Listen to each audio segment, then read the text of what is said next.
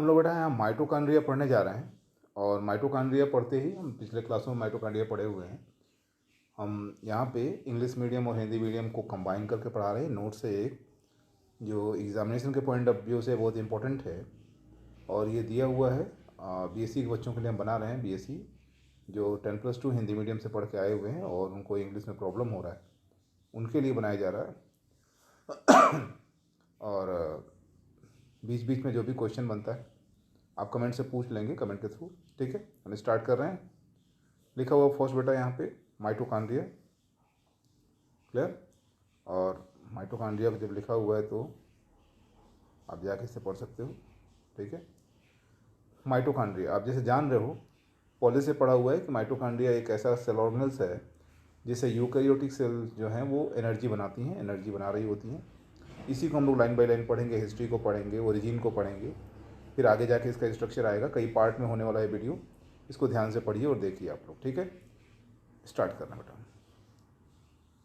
Mitochondria was first observe by, या देखो बेटा, माइटोकॉन्ड्रिया को सबसे पहले किसने देखा? तो सबसे पहले देखने वाला जो साइंटिस्ट था वो कोलिकर था। ठीक है बेटा, यहाँ कोलिकर को दिया हुआ है, कोलिकर था। और कहाँ देखा इसने? तो सबसे पहले इसने मसल सेल में देखा और इसने इसका नाम रखा बेटा, क्या नाम रखा? सार्कोसोम। ठीक है, इसका नाम उसने सार्कोसोम रखा, आप इसमें देख सकते हो। ठीक है, माइटोकॉन्ड्रिया को सबसे पहले हमने हिंदी में लिख रखा है कि माइटोकॉन्ड्रिया को सबसे पहले कोलिकर ने देखा। कब देखा? हाँ स्पेलिंग गलत है, मिस्टेक है, ये 1857 होना चाहिए। ठीक है, यहाँ गलत लिखा हुआ है, 1857 होना चाहिए। ठीक है, यहाँ पे देखा और इसने सबसे पहले इसे क्या बोला? सार्कोसोम बोला बेटा। ठीक है, आगे इसके बाद क्या है? 1894 में अल्टमान ने suggest that these were independent organelles. ठीक है, अल्टमान ने 1894 में बताया कि माइटोकॉन्ड्रिया जो है वो इंडिपेंडेंट ऑर्गेनल्स है बेटा। ठीक है, एक स्वतंत्र कोशिकांग है। ठीक है, लिख रखा है हिंदी में भी। अल्टमान ने सुझाव दिया कि यह एक स्वतंत्र कोशिकांग है। कब बताया? तो इसका सन दिया हुआ है। इसके बाद Hans Krebs in 1937 describe the citric acid cycle received. ठीक है, सबसे पहले इसने क्या बताया कि सेट्रिक एसिड साइकिल का रिलेशन जो है माइटोकॉन्ड्रिया से है। ठीक है, सेट्रिक एसिड का रिलेशन माइटोकॉन्ड्रिया से है और इस काम के लिए, यानी ये जो बताया कि सेट्रिक एसिड साइकिल जो चल रही है माइटोकॉन्ड्रिया से रिलेटेड है, इस काम के लिए इनको नोबेल प्राइज़ दिया गया बेटा। आगे बढ़ रहे हैं हम लोग। होगबूम। ठीक है, होगबूम और उनके सहयोगी जो थे 1948 में बताए कि माइटोकॉन्ड्रिया का जो रिलेशन है वो सेलुलर रेस्पिरेशन से है, यानी कोशिका में जो श्वसन होता है वो माइटोकॉन्ड्रिया द्वारा होता है। इन्होंने सबसे पहले डिमॉन्स्ट्रेट किया। ठीक है, इस काम के लिए, ठीक है, ये 1948 में किया इन लोगों ने। आगे लिखा हुआ है mitochondria the power house of cell produce and provide chemical energy. ठीक है, इसके साथ ये प्रूफ हो गया कि जब माइटोकॉन्ड्रिया सेलुलर रेस्पिरेशन करवा रहा है तो ये एटीपी प्रोड्यूस करवा रहा है। ठीक है बेटा, आगे बढ़ते हैं हम लोग। Mitochondria are found in all eukaryotic cell except blood cells of higher animals. Mitochondria जो होता है वो सभी यूकैरियोटिक कोशिकाओं में बेटा पाया जाता है, केवल किसको छोड़ करके? तो जो हायर एनिमल हैं उनके ब्लड सेल में माइटोकॉन्ड्रिया नहीं पाया जाता। ठीक बेटा, आगे बढ़ रहे हैं। सी बेंडा, साइंटिस्ट का नाम है C Benda. C Benda called these cell organelles mitochondria. याद रखो बेटा, सबसे पहले माइटोकॉन्ड्रिया करने वाले जो वैज्ञानिक थे वो सी बेंडा थे। माइटोज मतलब होता है धागा, माइटोज मतलब होता है थ्रेड, और कॉन्ड्रिया मतलब होता है ग्रेन्यूल। ठीक है, तो माइटोकॉन्ड्रिया जो होता है धागेनुमा कण है। अब नेक्स्ट हेडिंग है ओरिजिन ऑफ माइटोकॉन्ड्रिया। ठीक है बेटा, नेक्स्ट हेडिंग है कि ओरिजिन ऑफ माइटोकॉन्ड्रिया, माइटोकॉन्ड्रिया उत्पन्न कैसे हुआ। लिख रखा है according to the endosymbiont hypothesis eukaryotic cell evolve without mitochondria and chloroplast. याद रखो, जब हम लोग सिम्बायोंट हाइपोथेसिस को पढ़ते हैं तो उसमें ये बताया जाता है कि जो यूकैरियोटिक कोशिकाएं हैं, आज की डेट में जितने भी यूकैरियोटिक कोशिकाएं हैं, वो यूकैरियोटिक कोशिकाएं जब उत्पन्न हुई थी, विकसित हुई थी, उस समय माइटोकॉन्ड्रिया और क्लोरोप्लास्ट नहीं था बेटा। ठीक है, उस समय माइटोकॉन्ड्रिया और क्लोरोप्लास्ट नहीं था। आगे, similarly the mitochondria and chloroplast evolve directly from prokaryotic cell.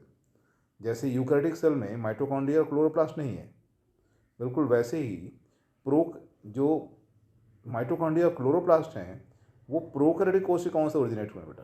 ठीक है, यह हाइपोथेसिस बताता है कि माइटोकॉन्ड्रिया और क्लोरोप्लास्ट प्रोकैरियोटिक कोशिकाओं से उत्पन्न हुए हैं।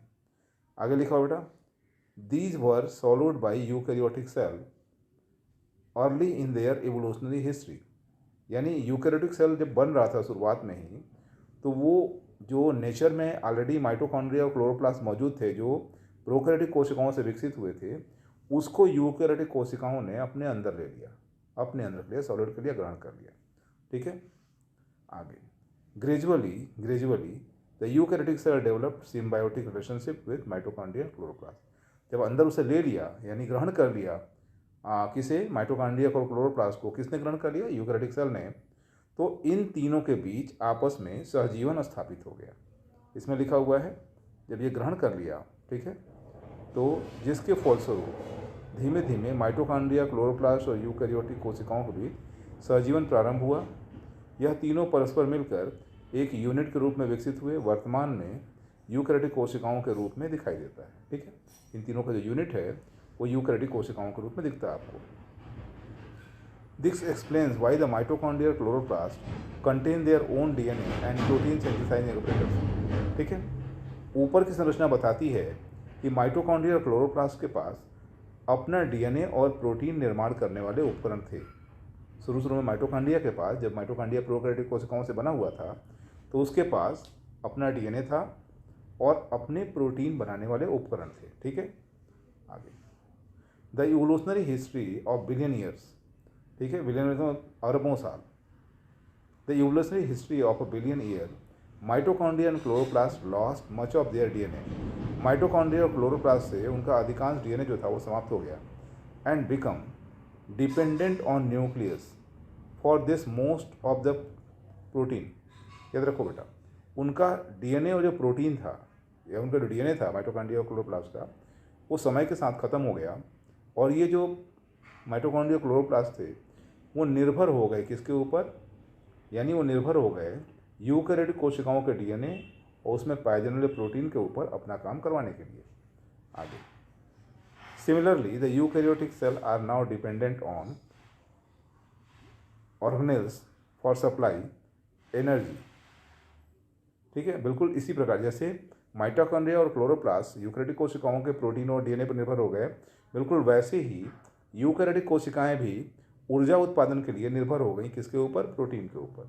ठीक है, सॉरी, किसके ऊपर निर्भर हो गई, माइटोकॉन्ड्रिया के ऊपर। आगे, biogenesis of mitochondria by division. याद रखो बेटा, यहाँ लिखा हुआ है माइटोकॉन्ड्रिया की उत्पत्ति विभाजन द्वारा। ध्यान सुनेगा, the mitochondria spawn, life spawn is 5 to 10 days। Mitochondria का जीवन काल जो है वो 5 से 10 दिन का होता है। It means that new mitochondria must be produce to replace old ones. इसका मतलब ये हुआ कि जो नई बनने वाली माइटोकॉन्ड्रिया है वो पुरानी माइटोकॉन्ड्रिया को स्थानांतरित कर देती है, हटा देती है, उसके जगह पे ये आ जाती है, नई वाली आ जाती है। आगे लिखो बेटा, new mitochondria arise by the growth and division of existing mitochondria. देखो, नई माइटोकॉन्ड्रिया कैसे बनती है, पहले से मौजूद माइटोकॉन्ड्रिया में विभाजन होता है और उसी में ग्रोथ होता है जिससे नई माइटोकॉन्ड्रिया बनती है। आगे, electron micrograph suggest that the division begins bye inward furrow of the inner mitochondrial membrane. अगर हम इलेक्ट्रॉन माइक्रोस्कोप से ऑब्जर्व करते हैं, देखते हैं, तो यह समझ में आता है कि माइटोकॉन्ड्रिया का जो भीतरी परत है उसमें पहले दरार बनना शुरू होता है जो माइटोकॉन्ड्रिया को 2 टुकड़ों में बांट देता है। The biogenesis of mitochondria is controlled by both nuclear DNA and mitochondrial DNA, but it is largely controlled by nuclear DNA. याद रखिएगा, जो माइटोकॉन्ड्रिया की उत्पत्ति है यानी बायोजेनेसिस ऑफ माइटोकॉन्ड्रिया, यह नियंत्रित होती है न्यूक्लियर डीएनए के द्वारा, केंद्रक के डीएनए के द्वारा और माइटोकॉन्ड्रिया के डीएनए के द्वारा। लेकिन ज़्यादातर यह कंट्रोल होती है, अधिकतर समय यह कंट्रोल होती है केंद्रक के डीएनए द्वारा। आगे, origin of mitochondria from plasma membrane or nuclear membrane or its de novo origin is not supported by any evidence। याद रखो बेटा, अलग अलग वैज्ञानिकों ने माइटोकॉन्ड्रिया की उत्पत्ति के बारे में अलग अलग तथ्य दिए हुए हैं, लेकिन अभी यह प्रमाणित नहीं हो पाया है या इसे प्रूफ नहीं किया गया है कि माइटोकॉन्ड्रिया की उत्पत्ति जो है, ठीक है, वो प्लाज्मा मेम्ब्रेन से होती है या न्यूक्लियर मेम्ब्रेन से होती है या डी नोवो ओरिजिन है। ठीक है, इसके संबंध में कोई ठोस प्रमाण वैज्ञानिकों ने नहीं दिया, सपोर्टेड एनी एविडेंस, कोई ठोस प्रमाण वैज्ञानिकों ने नहीं दिया, यानी इसको खारिज किया गया है। ठीक है बेटा, आगे का वीडियो इसके बाद स्ट्रक्चर का वीडियो हम डाल देंगे, इसको ध्यान से देखिए आप लोग।